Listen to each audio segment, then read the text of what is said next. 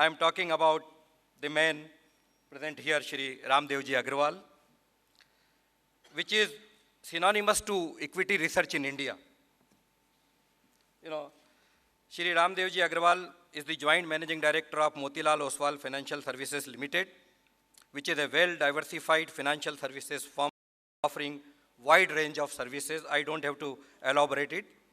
He is also the co-founder of Motilal Oswal Securities, along with Shri Motilalji Oswal, who was also supposed to be here today, but because of some other appointment, he had to, at the last minute, go out of Mumbai, I think, which is a subsidiary of Motilal Oswal Financial Services Limited, and that is engaged in the stock broking and retail wealth management services.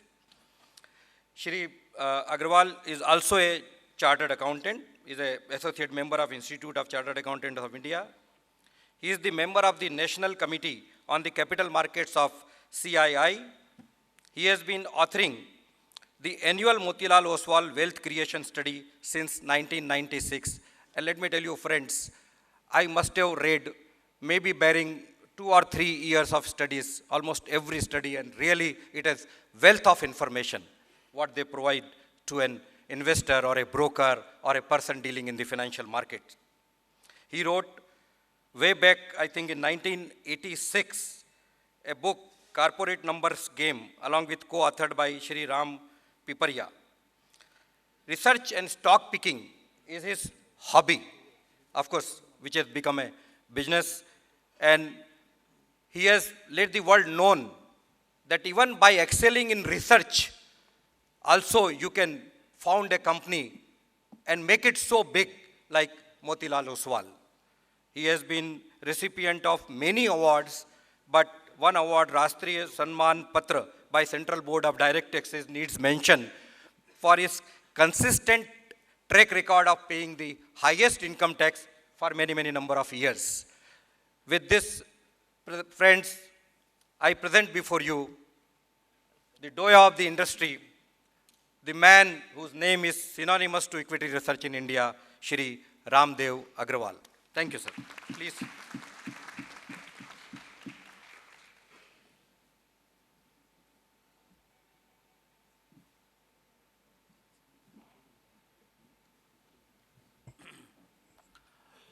Good evening, friends. Dignitaries sitting on dais and all the people in this beautiful hall. It's always a pleasure to come to Convocation Center here in BSE and speak to the investors, investing community. So today, we heard from Lord Desai and Mr. Punamia about all the big picture, the direct taxes. In fact, on direct taxes, first time I could hear all the provisional changes at one place in just last half an hour. One other thing which, I'm not going to speak on budget because in any case I understand very little about budget because you make money in the market despite the budget, So we have to figure out how to make money whether there is a budget or no budget, and I think we'll talk about that. But I think it is most anti-investor budget, I can tell you this, because investor at the end of it gets only dividend. And we were demanding for last 1 year, I've been in every forum, I've been trying to figure out how to abolish the dividend distribution tax or at least significantly reduce it. And in the budget speech when he was speaking, I thought it is gone. The way the wording was, para 206, for half an hour we thought that it is almost abolished. Since it was at the end, after half an hour we got the detailed thing and we figured out that actually he has increased it by 2.5%, which I think by some calculation it will be about 4,000-5,000 crores of additional burden. But it's not about the burden. I'm not seeking any benefit from this thing, but the very concept of dividend distribution tax is very, very interrogative on the performance of equity markets and equity stocks and the capital allocation by the managements. And minority shareholder, they suffer in the hands of, one of the problem in India is that we have the company management and the ownership together in bulk of the cases. So managements at times treat the P&L and balance sheet of the company as their own private company. The largest of the companies, they think that if money is lying in the company, it doesn't matter. But the minority shareholder, it doesn't suit them. Because I want the dividend. If you have made 20,000 crores, please pay out 10,000 crores. So that I can go and do my daughter's marriage, or I can invest in some other shares. So there is a fundamental conflict between Indian owner management driven kind of company and a professionally managed company like Hindustan Lever or Nestle, where the ownership is different from management. So the management is appraised on how much dividend you send from here. So they would pay out dividend irrespective of what is the dividend distribution tax. Dividend distribution tax is 25%, they will still pay out. I mean, Colgate has been paying, even when tax rate was 70-80%, they're paying full dividend. But here, if I am a Indian owner and manage the company, I would think that why should I pay out dividend? Because I'll be paying, whenever I pay 100 rupees, 20 rupees is taken by government. And also the minority share, say if I'm owning 50%, 50% of the undistributed profit also stays with me. So I have double benefit. One, I'm cheating the government by not paying 20%. And second, I'm also holding 50% of the minority shareholders' profit with me. So on the whole, it's much better for me not to pay out than pay out. So I think it is very difficult to make government understand. And in fact, instead of bringing it down, they've actually increased it. So anyway, I think we'll make further representation. And maybe I'll speak to Mr. Sinha or somebody. But I think this is a very anti-investor budget. Very, very. This one thing, because what do you get? You don't get anything at the end of it. You get only dividends. This capital appreciation is because of the dividends, let me tell you. The people think that dividend is only 1 or 2%, and bulk of it is the capital appreciation. But capital appreciation comes to the companies which pay dividend. So the starting point is dividend, not the end point. It is not a side point. A cow for the milk, it's like having a cow which is very fat and beautiful looking, but doesn't give milk. What is the value of it? Zero. If there is a hen and doesn't give egg, what is the value? Zero. Like that, if there is a stock which fundamentally doesn't give dividend, the value will be significantly lower. So governments must understand this. I think we have to work much more deeper. And in every forum, I would urge you to, wherever you can impact, please raise your voices. So having said this, let's come to the, my understanding of investing, which will take in 15-20 slides. How do you move? Yeah. Okay. So downs are temporary, ups are permanent. Now, as Mr. Modi has come, we have to see how investing is to be seen in this environment. What happens is, I'm in market for last 30 years, and very rarely you get an opportunity where you can see 4 or 5 years of what could happen to the nation. What could? Nobody knows the future 100%. I mean, one can never. But at times you get a sense that here it is going to be like this. So in 95, 96, first time I saw that that Y2K is going to come. I mean, this has to be sorted out before in next 3-4 years. And hence the opportunity to make money in the technology companies like Infosys, Satyam and all is very high. And all the stocks went almost 50 to 100 times in 3 to 4 years time. That was the opportunity. I bought 2.5% in Mastech, 2.5% in Infosys. They became 40% of the portfolio in 3-4 years. So you made easiest and largest money at that point of time. Now, after 10 years, we got another opportunity like this, when Modi government has come. First time, a majority mandate and a very weak opposition. See, one is that majority mandate they've got. When they wanted 272 plus BJP, NDA, they got 272 plus BJP. That itself is a huge difference. And it was known only on 16th of May. Before that, even Mr. Modi didn't know that it is going to be 272 plus BJP. Very fundamental difference. Second, Congress is only 44.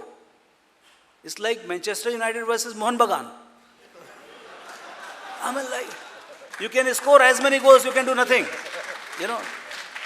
So you have a very, very good mandate.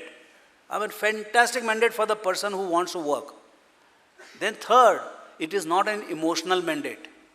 This is not my mother has gone away, or I have lost my son, or I lost my father, hence give me sympathy wave. He has earned it hard way. It is a competency mandate. We are the freaks in the stock market. We are passionate about the stock market. He is passionate about politics. He wants to achieve something in life. He doesn't have financial ambition. He doesn't have dynastical ambition. He wants to go down the history as amongst the biggest statesmen this country ever had. He wants to build this country probably bigger and better than China, if not some developed country. But for that, you require 10, 15 years of mandate. So he has a 5-year mandate. Please understand this.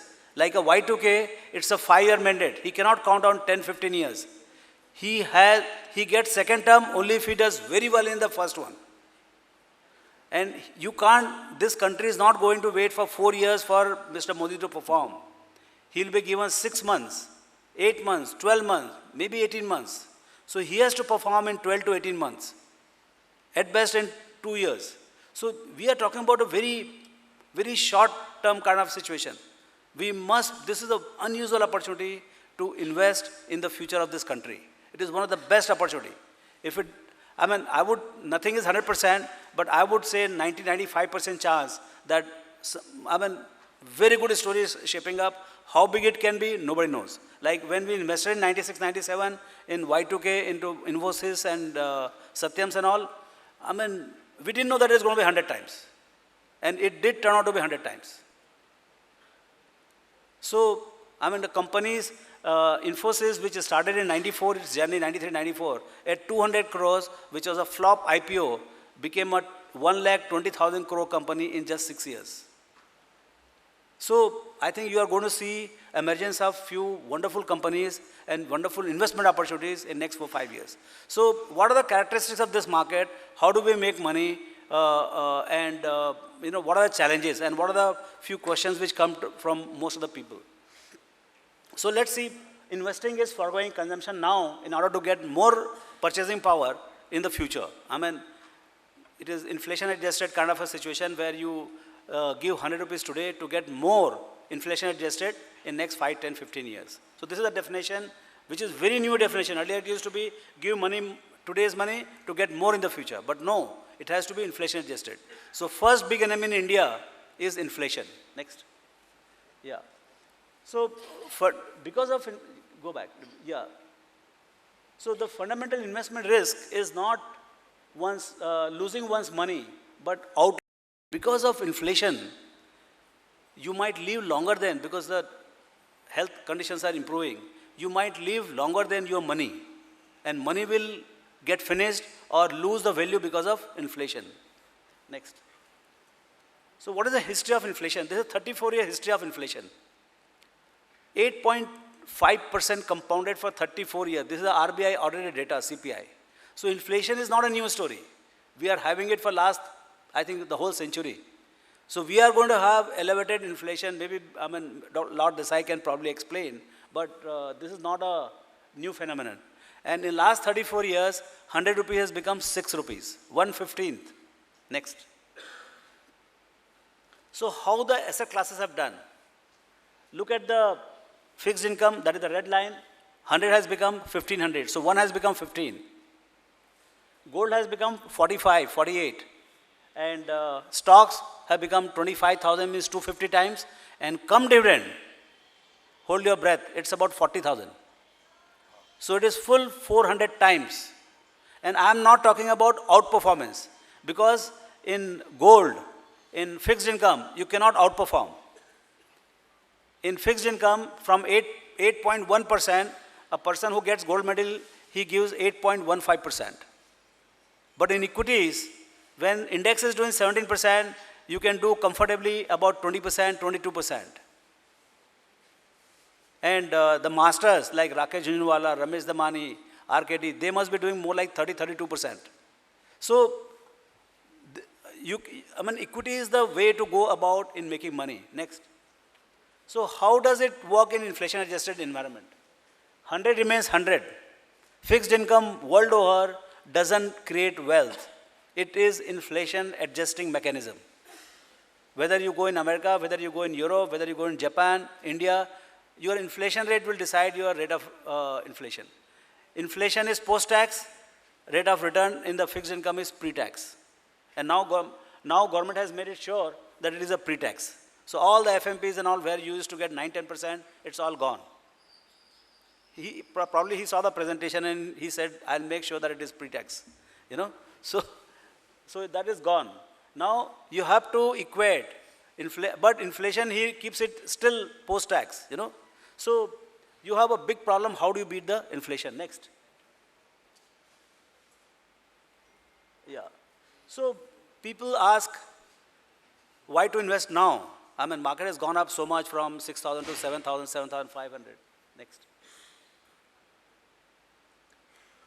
So I think the real challenge now is that you might miss out 25%. I mean, what people are, I'm not afraid of, somebody says, these are all quotations of some wise guys somewhere in the world. I am not afraid of being the next 25% down take. I am afraid of missing the next 100% take. One cannot time the market. Right now, if you are trying to figure out whether we should buy at 7,200 or 7,300 or 7,400, you know, I mean, 16th May, even Modi was not knowing that it is going to be 272 plus BJP. So very unlikely that market is going to go below 272. Very unlikely in normal circumstances. So you are left with 300-400 points gap. I mean, whether it goes to touch that or not, I don't have any clue. But if you keep sweating about 3-4%, 5%, even 10% downside, and then I'll buy, then you might be missing on, and by chance if that correction doesn't come, and particularly in the stock which you want to buy, if that correction doesn't come, you know, then you are missing hundreds and thousands of % of gain in the entire investing process. Yeah.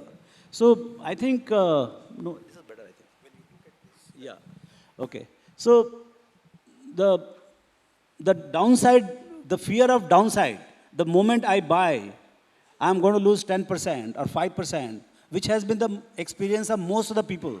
Not only you, but me also. Whenever I buy, always it goes down by 5-6%. But I don't stop buying. I keep it pushing. I keep it pushing. I buy very aggressively in the beginning. If something I start buying at 145, I'll keep buying at 150, 155, 157, be done with. The moment I stop, it goes down to again 145. I'm happy. Because the point is, if you keep bothering about this, because I'm not buying for next 1 month, 2 months, or 5 months, and I'm going to sell at 200 rupees. I'm buying for at least 10 times, or 20 times, 30 times. And actually what happens is that it delivers that. I bought one stock last year, this Gujarat Pipavav, at about 45 rupees. And Rakesh knows that. I kept on buying, and at that level when you buy, what happens is you want to buy 5 lakhs, you get offer for 50 lakhs. Because everybody wants to get out. I said, what is wrong? Then I said, okay, I want to buy only 2 lakhs or 3 lakhs or 5 lakhs. Then we bought whatever quantity we wanted to buy. And then stock very promptly, I bought till 55, it came down to 48, 49. Then the first result came. Straight it opened 55. Then the second result came after 3 months. It went to 70, 72. Third result came in March. Again, it went to 110, 120. Now the entire infrastructure story, port, export boom, everything is starting. Today it was up to about 130, 132 or something like that. I was in America and he sent me SMS that stock has crossed 100. So, you know, but I don't bother, you know, but I mean, I've done it. It's packed, boxed, everything. I bought it for 10 years. It is going to be lying there. If the story turns out right, it's very good. If it doesn't turn out, in that case, we'll move on, buy something else. So what I'm saying is, don't be worried about 2, 3, 4%, 5% correction. If you like the stock, if it is a long-term bet, please go ahead and complete that. Next. Quality versus valuation. I always say that 90-95% of the problem comes because of the low quality of stock coming into our portfolios. Because they are cheap. In equities, you get cheapness by the low P multiple. In debts, you get cheapness by higher yield. 25%, 30%, 35%, कोई न कोई percentage में पैसा दे देते हैं आप. वो पैसा वापस आना ही नहीं. Same in equities. The moment you buy a 2-3 P multiple or 4 P multiple, a bad company which you don't understand, mostly that is a permanent investment in your portfolio. Never you'll get anything. So always stick to the quality. Always stick to the quality. And if you can get very high quality, very cheap, of course, you must sell everything and buy equity only. But this is the four quadrant of high quality, low valuation, high valuation. The deep green is the place where you must back up the truck and buy as much as you can buy. Don't bother about timing anything. If you ever get anything cheap and very high quality, huh? I don't have any. The last year I bought one was this GPPL, which was wonderful quality, top quality port and run by a Danish company, APM Terminals, and available at about 10, 12 P multiple. It was like dream come true. So one stock which comes to my mind, which is very new, but it is not that cheap, but very high quality business, high quality management, very long term. Not very cheap, somewhere in between buy right, sit tight. It's the United Spirits. United Spirits, they don't take much profit, but I think long term is going to be, I mean, this country has just started to drink. So, with Modi Saab, though he doesn't drink, but I think he's creating an environment for much more drinking sessions. So I think quality high. Now, when the quality is low, now the problem is when the quality is low and valuations are low, which was when the index was 5,000. You know, at that point, it is a perfect thing to do, buy low quality at low price. The problem is, it comes into home, low quality, it quickly rises 3-4 times, but you don't know when it has crossed from low price, low valuation to this danger zone, the red one, deep red. This is a suicide point in investing. When you buy low quality at high price, and you don't know when it has become high priced. So that's why I said I don't want to get into this low quality zone at all. Because I have suffered enough. I mean, in 35 years, I have suffered maximum because of this particular quadrant. Low quality is somehow coming into the portfolio. They'll always give you pain. More pain than, I mean, sometimes you'll make money, get out, but most of the time, you'll be stuck and you'll lose money. On the whole, you'll lose. So that's my experience. So we try to buy, and buy right means buy high quality and at reasonable price. Next. Another thing is, in high quality stocks, downs are temporary, ups are permanent. Think about it, what I'm saying. If you look at the index as a whole, BSE index, yes, it goes up, it goes down, it takes sometimes 1 year, it takes 2 years to get to the new high. I mean, in Harshad Bhai took it to 4,500 and it took 10 years for it to go to the next new high. So that was a 65 P multiple and those kind of things, exorbitant. So it took some time, but most of the time, you'll find that in 2007, it went to 21,000, it came down to 8,000, and again it went to 21,000 within no time. So, and in stocks, high quality stocks, HDFC Bank, HDFC, TCS, they go down for 6-7 months and again they hit the new high. So downs are temporary. You see the example, TCS, Infosys, next. In index, it is much better explained. But the low quality, the concept is just the opposite. Downs are permanent, ups are temporary. You decide what you want to buy.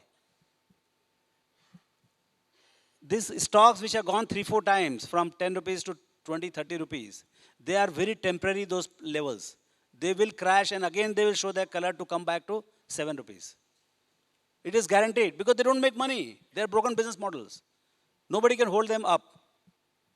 And when a good company goes down, you cannot hold them down because they're making every day bigger and bigger amount of money. Next. So how much should I invest? You know, I mean, most of the people are very rich in India. They're so rich that they themselves don't know how much money they have. The rich people, they have so much of money, they don't know. And they are not investing enough in equities. That's why we need foreign support. Otherwise, this country doesn't need $10, $20 billion from foreigners. In a $2 trillion economy with 30% savings rate, I think $100, $200 billion is like a breakfast money. But we don't get it. We will get it. At 50,000 index, you see how much money will come. You just watch this. It just happens. You get 1% of GDP in 1 year. In 2008, at the peak, when they should not be buying a stock, they bought 52,000 crores. That is more than 1% of GDP. Now GDP is 120 lakh crores. In 2 years' time, whenever foreign Indians will come, they will come with 1,50,000 crores in 1 year. And we'll be here. You just watch it. It's not going to be very far away. It's only 24 to 36 months. And Modi Sahab has made it faster. Next. So, how people allocate. This is how people allocate. They start little. If they have 10 crores, they'll start with 25 lakhs. They'll always ask me, Ramdev, how much should I start with? I mean, what is the lowest you take? I said, boss, you're so big a guy. Whatever you send, it is good enough. But SEBI says 25 lakhs. So next day morning, you find 50 lakhs or 1 crore check out lying there. I said, boss, this is crazy. I spent 2 hours with a 100 crore guy and I got a crore. It was not worth my time. But that's how he starts. Anyway, so this is how they start. The way to start is next. This is how they should start. When index is at 7,000, you should invest like this, like a simple pyramid. Maximum allocation at the beginning and least at the top. People, what they do, and that's why they don't ever make money. They start small and they keep, as the index keeps rising in cyclical economy, they invest highest at the top. The average is actually lower than the middle. So when the market crashes, it goes right below their average purchase price. So actually they don't make any money. They're there in the market for 5 years, but they actually end up making losses. And that bad experience, again they start the same thing next time. They say, I'm very unlucky in the market. You meet so many people, they say, I'm very unlucky in the market. But what you did, you try to realize. So, one of the problem is how do you allocate? Next. You see, this is the thing which I was saying. Investors timing go wrong. Whenever people come to me, all these real estate guys, they are saying, sir, I've got 5,000 crores worth of land, 500 crores of land, and how should I start and all. So, and I don't like equities because real estate is very good. I said, very good. Why are you wasting your time as well as mine? Because he's feeling very bad because his neighbor is making money in stocks now. He's not making money in real estate, but his neighbor is making money in stocks. So he's examining. I said, if you don't want to sell your real estate portfolio or you don't want to allocate in stocks, very good. You love that product, you keep away. But don't come at 50,000. Don't start liking equities at 50,000. This is what really happens. People change their view at higher prices. Next. Now, how much should one allocate out of the portfolio? The person is saying, this is one of the most best financial planner US ever had. This guy says, before the retirement it should be 100% and make sure after retirement also it is 100%. Because, you see, the point is you have to beat the inflation. The retired guy needs the equity money more than anybody else. You and me who are earning, probably we don't need that much on your portfolio. But the person who is retiring, he must see that money lasts him longer than he lives. Next. So I think there are a few thoughts on investing, which I'm also learning from these quotes. And this was a wonderful opportunity to speak before you. But as far as the market outlook is concerned, my sense is, as I said, this is a rare opportunity. People ask me, when did you become bull in this market? I said, I started the business 27 years back. So for 27 years, we are doing bull market only. For us, India has been 27 years bull market. I think next 27 years also will be even bigger bull market. Now the issue is, do you want to time this 5-10% of the downside? If at all there is one. I don't know whether it is there or not. But if you want to time that, it is all the best to you. And better you get the bottom of the market and sell that at the top of the market. But that's a fool's paradise in the sense that these tops and bottoms are made for fools and liars. The guy who says that I bought it exactly at bottom of the market and now I sold it at 7,700 or 7,800. I think those guys, they're actually not seen what is the market. So my experience is buy high quality companies, buy as much as you can afford to buy and not be bothered about it. And just stay on. And another thing is that if you can't do it yourself, please hire a manager. And India has wonderful managers who will take care of your money for 1.5%, buy the products, buy the stocks, and I think you'll do very well. This country is set to make a lot of money through the stock market. This is the time to encash on it. Thank you very much. We will be sitting for some time.